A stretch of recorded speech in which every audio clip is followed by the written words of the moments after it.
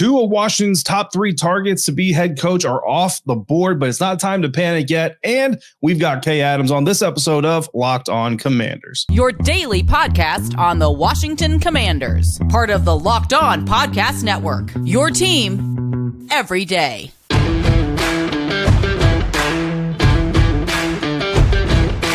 And welcome into this episode of Locked On Commanders, your daily podcast covering the Washington Commanders, part of the Locked On Podcast Network, your team every day. Thanks so much for making Locked On Commanders your first listen of the day every day. And don't forget that you can subscribe for free on YouTube or wherever you're getting your podcasts. And you can continue this conversation with me by becoming a Locked On Commanders Insider. Become a Locked On Commanders Insider. Go to joinsubtext.com/LockedOnCommanders. And from there, you'll get text messages from me. You can send them to me. We'll discuss news, ideas, media events, exclusive content, all kinds of craziness going on one-on-one with me via text message. No timelines, no apps, no hashtags, just straight from me to you and you to me. Go to joinsubtext.com/LockedOnCommanders to get in on that today. I am David Harrison, credential member of the media covering the Washington Commanders for CommanderCountry.com, a part of Sports Illustrated's FanNation, here with you every Monday through Friday, along with our everydayers. And as always, everydayers, I greatly appreciate your continued support for the program. Today's episode is brought to you by FanDuel. Make every moment more. New customers, right now, you get $200 in bonus bets if your first bet of $5 or more wins. Visit FanDuel.com/LockedOn to get started today. On today's episode of Locked On Commanders, we're going to discuss some wild card coaching ideas being circulated, and we are going to be joined by Kay Adams of Up and Adams to discuss what's going on with Washington and her new project with P&G Battle of the Paddles, which she's hosting this Super Bowl week. But first, Adam Schefter told us not to assume that Ben Johnson was going to the Washington Commanders or that it was a done deal, despite what some people were reporting, and it wasn't. In fact, nothing about Ben Johnson leaving the Detroit Lions was a done deal because he hadn't made up his mind to leave the Detroit Lions. In fact, he decided he's going to be staying with the Detroit Lions. That news breaking Tuesday as the Washington Commanders brass was in the air on their way to Detroit to interview him and Aaron Glenn. They still went to Detroit. They still interviewed Aaron Glenn. They also interviewed Dan Quinn on Tuesday. And Bobby Slowik is also going back to his team. He is staying with the Houston Texans. He gets a new deal, a little bit of a pay raise, I'm sure, to stay the offensive coordinator for the Houston Texans in 2024 and perhaps beyond. So this puts Washington in a turbulent time, but it's not tragic yet. And a lot of people, I'm not say a lot of people, but at least some people, very vocal population of Commanders fans, certainly hitting the panic button right now, but it's not time to panic. First of all, let's talk about this Ben Johnson decision to return to the Detroit Lions, right? Why did he go back? Well, if you believe the reports and the plethora of tweets coming from one Adam Schefter, which is probably his agent, Ben Johnson's agent, making sure that the right spin is put on this whole thing.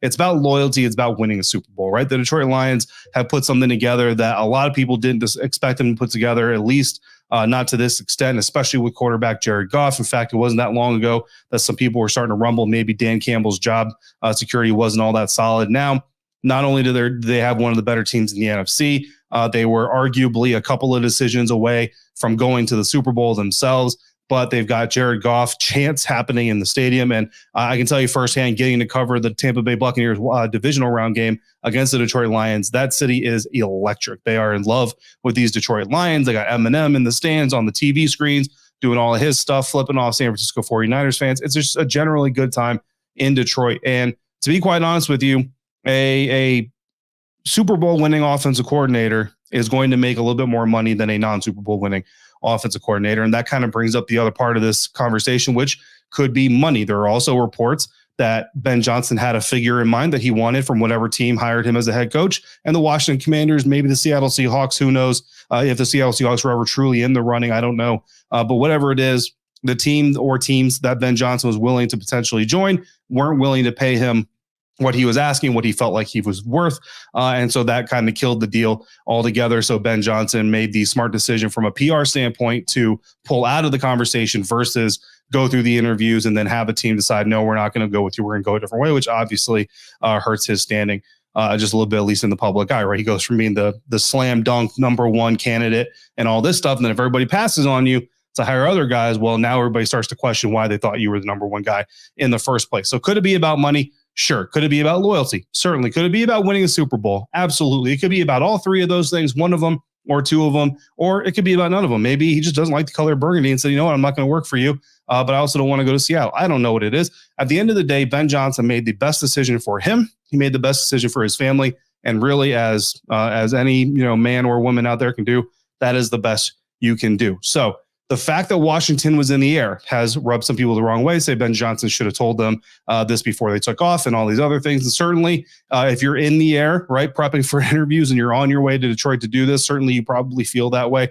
But look, at the end of the day, man, if you've ever been faced with a critical, life-changing decision, you don't want to be rushed into that decision. You don't want to be told to make that decision before you're ready to. So personally, I'm not going to hold that against Ben Johnson. Whether or not Josh Harris holds it against him, that's to be told or to be seen. Whether or not any of the other owners around the league look at that and kind of say, you know what? To me, this isn't a Josh McDaniels situation. If you remember, Josh McDaniel accepted the Indianapolis Colts position. He had hired some assistant coaches, position coaches, things like that. They had quit their other jobs, moved to Indianapolis, and then he was like, you know what? I'm not coming. I'm not going to do this. To me, that is much, much, much worse than what Ben Johnson did.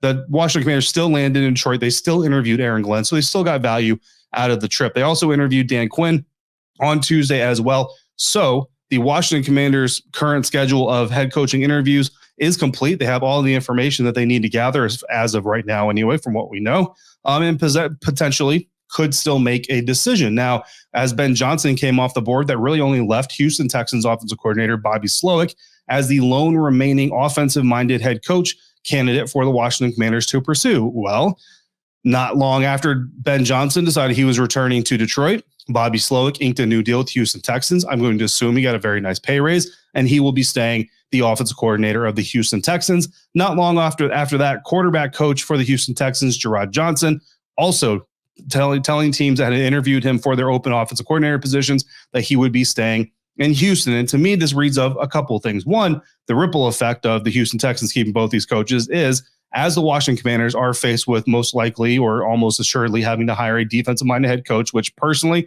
I don't have an issue with. I know some people do, and that's fine. But he was obviously going to need an offensive coordinator. Jerrod Johnson, quarterback coach of the Houston Texans, working under Bobby Slowik, working under DeMeco Ryans. Now, obviously, he's got a little bit of that 49ers juice in him. So he was going to be an attractive option. I was actually planning to do this episode bringing up Jerrod Johnson as a possible offensive coordinator candidate if one of these defensive coaches is hired. So that news completely derailed that part of the show before we even got to lay it down. That's how fast news happens in the NFL sometimes. Look, the pool of offensive coordinators is starting to slim, right? On yesterday's episode, we broke down what a potential Ben Johnson staff might look like, what a potential Mike McDonald staff might look like. And I told you guys, looking at what the potential staff might look like from available pool of coordinators on the defensive side of the ball, I was actually more excited now to have an offensive-minded coach in Ben Johnson, more so because you bring the Ben Johnson offense and you have this really good pool of potential defensive coordinators over here waiting to be hired. Whereas you bring in a defensive head coach, he runs his system, and you have a less exciting pool of offensive coordinator candidates to bring in. Now with Jerrod Johnson off that list as well, it gets a little bit more shallow. So things are what they are for the Washington Commanders. But again, like I said, it's not panic time because there are still options. There are still things they can do.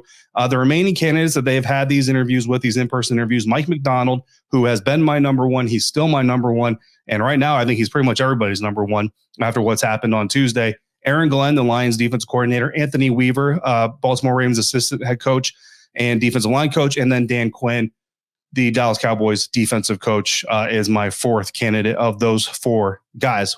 So what was once a rich pool of candidates is suddenly much thinner after Tuesday. But what if there's an older fish still swimming around the pond looking to be plucked out? Kay Adams of Up and Adams joins us next to discuss everything going on with the Commanders and her top target that she says Washington should be pursuing. That's coming up next on today's episode of Locked On Commanders, part of the Locked On Podcast Network, your team every day. Passion, drive, and patience. What brings home the winning trophy is also what keeps your ride or die alive. Today's episode of Locked On Commanders is brought to you by eBay Motors, and eBay Motors has everything that you need to maintain your vehicle, but also to level it up to peak performance, from superchargers, roof racks, exhaust kits, LED headlights, and more. Whether it's speed you're looking for, power, or style, eBay Motors has got you covered. With over 122 million parts for your number one ride or die, you will always find exactly what you're looking for your vehicle. And with eBay's Guaranteed Fit, your part is guaranteed to fit your ride every time, or your money back. Because with eBay Motors, you're going to be burning rubber. You're not going to be burning cash. With all the parts that you need at the prices that you want, it's easy to turn your car into the MVP and bring home that win. Eligible items only. Keep your ride or die alive at ebaymotors.com. Exclusions apply. eBay guaranteed fit. Only available to U.S. customers.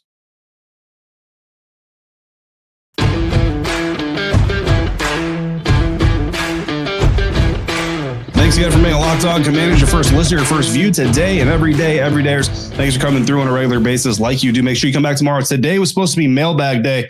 Because of everything going on Tuesday, we're going to do our mailbag on Thursday. So good news is if you need to get a question in, you've got time to do so. Drop those in the YouTube comment sections or text me directly. Join subtext.com/LockedOnCommanders to get your question in before Thursday's recording or Wednesday's recording of Thursday's episode, which will be a mailbag unless the coaching search takes even more twists and then we have to push it back even more. We will eventually have a mailbag, but Locked On has also launched the first ever national sports 24/7 streaming channel on YouTube. So check out Locked On Sports today. Here for you 24/7, covering the top sports stories of the day with your local experts of Locked On, plus our national shows covering every single league. Go to Locked On Sports today on YouTube and subscribe to the first ever national sports 24/7 streaming channel. Now, my conversation with Kay Adams of Up and Adams about her new project with P&G, where she will be hosting this year's Battle of the Paddles. We talk about that, and we talk about everything going on with the Washington Commanders coaching search right now. All right, Kay, thanks for joining us today. I hope you've been well. I know you've been busy. You're always busy. You're going to be even busier come Super Bowl week, not just preparing for the the Chiefs and the 49ers to face off, but you said it. You're also, David. I did. That's my own personal picks shining through there already early on to start this off. But you're hosting the second Battle of the Paddles for P&G. Obviously, it was a big success last year. So what made you want to get involved in it this year?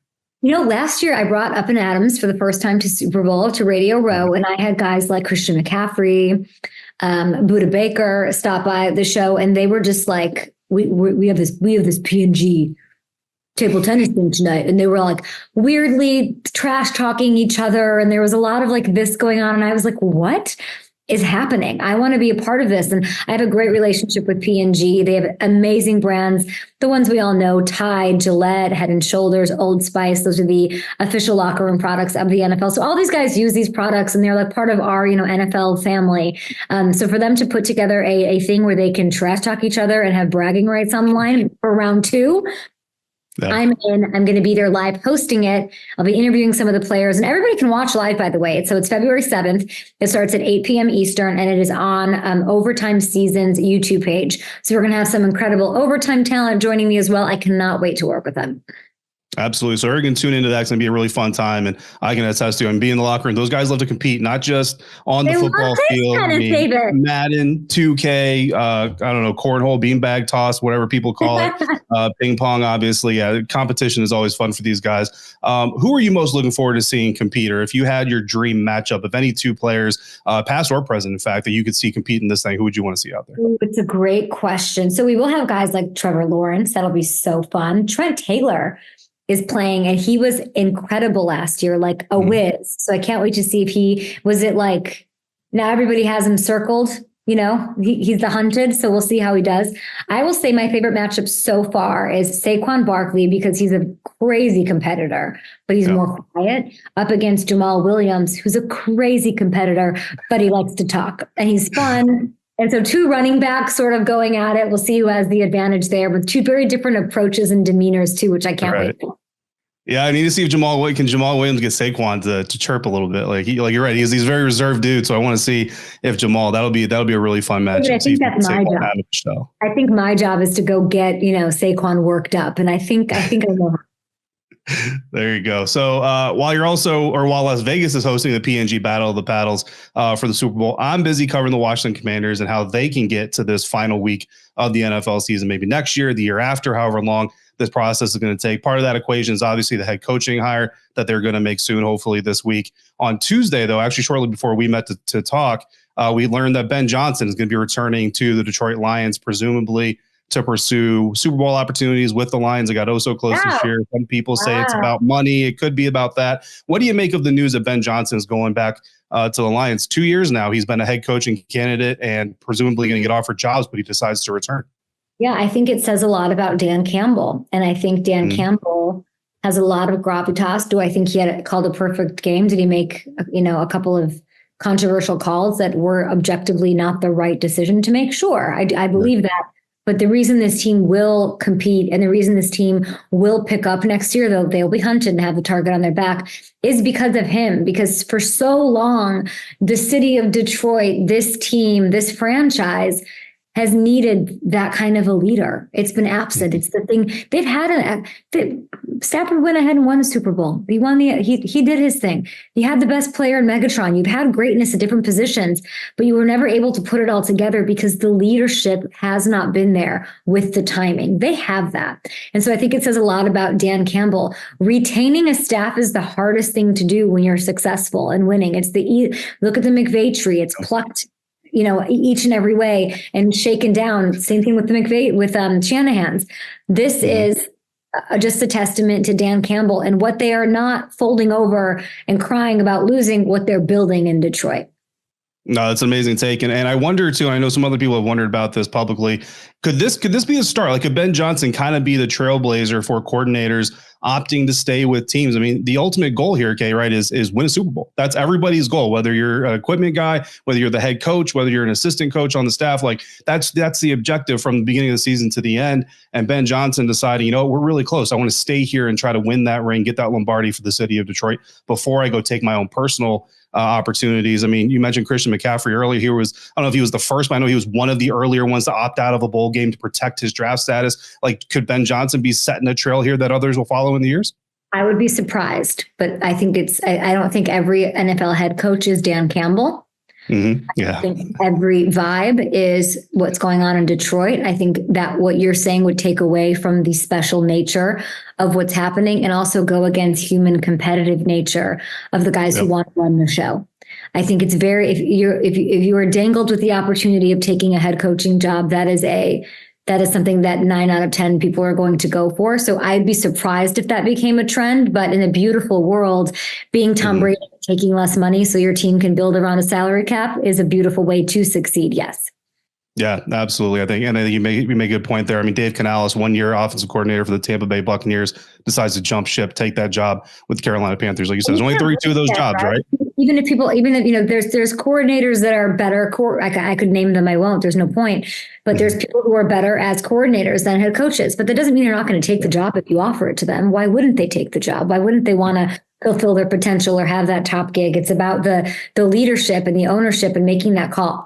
As far as Washington's concerned, is the news breaking that Belichick is the head coach today or tomorrow? Like, yeah, obviously, I mean, Bill Belichick's name is obviously going to be coming up again, but Bobby Slowik is in the mix. Mike McDonald is in the mix. Eric Glenn also in the mix. Dan Campbell, Anthony Weaver. So, I mean, outside of Bill Belichick and obviously what that name brings to the conversation, those 5 are kind of the top 5 for most of us around Washington right now. But do you have like a top 2 or 3 when you look at some of these coaches that could be first time guys, or Dan Quinn getting another opportunity? Sure, I would love to see Dan Quinn get it. I mean, all those guys have their pluses, but I think they're in a different bucket than Bill Belichick. I just do. Mm-hmm. I can't imagine the reason the Commanders would not want to go after Bill unless is he not interested in them? Mm-hmm. Is there? I can't imagine that being even just the history of the team, the city, that seems alluring to Coach Belichick. I don't know. It's bewildering to me that he does not have a job. I understand there's a lot of things that can take away from his legacy, but when you are a team wanting to build, wanting to sell seats, wanting to whatever, bringing in the sort of stability that can happen with Bill Belichick seems like something that might be really intriguing for them on both sides. Or like, the first question I'd ask any of these dudes if they came across my desk, if I'm that ownership group, is how are you fixing the offensive line? Next, how are you fixing the offensive line? How are you protecting my quarterback? Because that to me was the biggest bummer as a fan of Sam Howell and a fan of this team, wanting them to live up. The vibes are changing. I was there in August, David. I loved it. Yeah. I wanted it to happen, and I still do. Yeah. No, I remember the day you were there. It was electric, and the fans were excited, and everybody was excited. The vibe was very, very good. And yeah, unfortunately, it didn't last the entirety of the season. Kay Adams hosting the PNG Battle of the Paddle. Second year they're doing that. This year it's in Las Vegas. Make sure you check that out live. Kay, appreciate your time. David, thank you. Kay brought up a name in the coaching search that we have not been talking about, but other people have been talking about. We're going to talk about it real quick here on today's episode of Locked On Commanders, part of the Locked On Podcast Network, your team every day. Happy Super Bowl to all who celebrate from FanDuel, America's #1 sports book. Today's episode of Locked On Commanders is brought to you by FanDuel. And if you're like me, Super Bowl Sunday is all about the scoring, the best seat on the couch. It's about grabbing your favorite football snacks and placing some super bets. Everything about it, the game, the commercials, the food, it's all a win for me. And FanDuel has so many ways for you to end the season with a win as well. Or 2 or 3. Not only can you bet on who will win Super Bowl 58, but FanDuel also has bets for which player will score a touchdown, which players will score touchdowns, how many points are going to be scored, so much more. New customers join today, and you will get $200 in bonus bets if your first bet of $5 or more wins. So bet on your Super Bowl favorite. If they win, you win that bet and you get $200 in bonus bets. Just go to FanDuel.com/lockedon to sign up today. That's FanDuel.com/lockedon. Make every moment more with FanDuel, an official sportsbook partner of the NFL.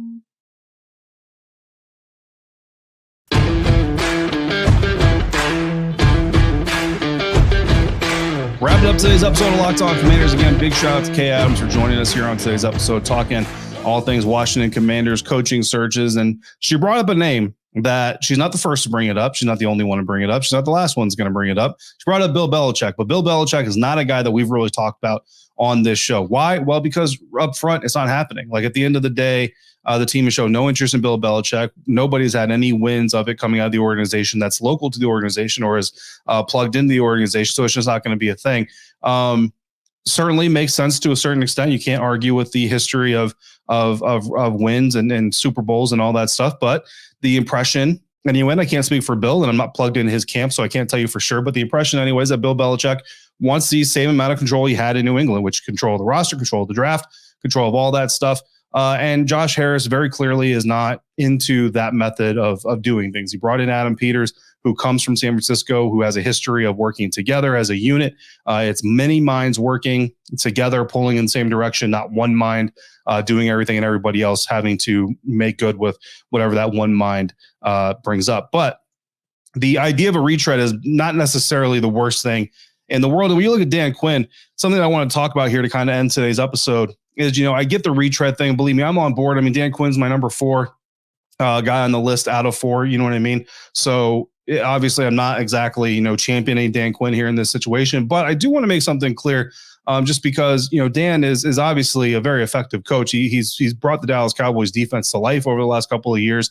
But when he was with Atlanta, like there are some things that didn't work out in Atlanta, obviously, and he ends up getting fired, for a reason. But I talked to people who covered the Atlanta Falcons while Dan was there and still cover the Atlanta Falcons, talk to people inside the Falcons organization on a daily basis like I do in Washington, and they all have nothing but great things to say about Dan Quinn, about how he manages people, how he communicates, how he runs a good organization, him as a person. Like Dan Quinn, again, I get the desire to not have a retread, but if you're going to have a retread, Dan Quinn is, he just listening to people who talk about him, he's one of the guys that you would enjoy potentially having in there. Now, how much he's learned from his past experiences and what ultimately led to the failures in Atlanta and all that stuff and what he's been around in Dallas, I don't know. I can't tell you that. That would be something that we obviously evaluate. But, as retreads go, Dan Quinn is probably one of the better, if not the best retread out there. So just kind of throwing that out there. Again, I'm not advocating for him. He's number 4 on my list, as well. So I'm not, necessarily trying to say, hey, he's the number 1 guy all of a sudden. But just saying that I think his hiring, if it's Mike McDonald, if it's Aaron Glenn, if it's Anthony Weaver, I think everybody's going to be able to find at least some reason to get excited about it, right? I think right now Mike McDonald is pretty much at the top of the list. But I think if it's one of those other guys, everybody's going to have a reason to try to get excited. Dan Quinn, I feel like, is the only one that you guys, Commanders fans specifically, are not going to get excited about. But again, just because you have a retread coach in Ron Rivera and it didn't work out doesn't necessarily mean it won't work out with Dan Quinn. That's all I'm saying. Bruce Arians, I know that he had taken a team to a Super Bowl and all that stuff, but Bruce Arians, like, he was a retread quarterback head coach for the Tampa Bay Buccaneers. And not only was he able to lure Tom Brady away from New England and help with all that stuff, but he was also able to establish a roster and everything. I mean, that team has been to the playoffs 3 years running, won division 3 years running. So, it is what it is. I know the NFC South's not the toughest division in the NFL, but the success is still the success. What about Eric Bieniemy? That's a name we haven't talked too much about lately. Scott Abraham of ABC7, good buddy of mine, actually brought up Eric Bieniemy as an option or a potential option for a new defensive-minded head coach, which it looks like the Washington Commanders are going to have to hire to keep as offensive coordinator for at least one more year. He's got some familiarity with the roster. Obviously, he's been around the building, so he knows that kind of things. And when you look at the pool of potential offensive coordinators, unless this new head coach comes in just with a guy in mind, hey, I love this dude, I want to bring him in. I'm still kind of holding out hope, even though I don't think it's very likely that maybe Hank Fraley, the offensive line coach for the Detroit Lions, is maybe not as into the Detroit Lions situation. Like, I know he was supposed to go with Ben Johnson to be his offensive coordinator. Maybe he's not too keen on not moving up to offensive coordinator this season. So maybe he does come over and becomes the OC for whoever the defensive-minded head coach is for Washington. I don't know, but brought up the idea of Eric Bieniemy being the new offensive or staying offensive coordinator for whoever the new head coach is. It's definitely an interesting idea. Eric Bieniemy, again, he's got kind of a reputation. It's been kind of confirmed this season about not really being too, amenable, not being too flexible to bend to other people's desires and wishes. So how that would work out with this new coaching staff and with general manager Adam Peters, that would certainly be interesting to see. I like Eric. Like I said, I told you guys, I like Eric a lot. I do think he needs to maybe kind of flex a little bit and understand, especially if he's working with a young quarterback, that you can't just throw a young quarterback out there, man, and having him throw the ball 40 times a game as your game plan, right? Like, if that's how the game flow goes, because the defense ain't stopping nothing. All right. You know what I mean? But that being your game plan in games that you're leading in or you're competing in, I just can't get down with it. So, you would love to see some changes there, but who knows if it would happen or not unless he gets the opportunity. So Eric Bieniemy's name, certainly a name to watch as the offensive coordinator, potentially, depending on who the next coaching hire is. So a lot of coaching news happening, a lot of coaching speculation happening. We are going to continue monitoring all of it. Coming up tomorrow, we are going to try to have our mailbag again. Outside of another day like Tuesday, we will have our mailbag. So if you've got more questions you want to submit to that, again, if I can't get them into this show, we've always got more mailbags coming up. So throw them in there, even if you don't think they can necessarily get in for tomorrow.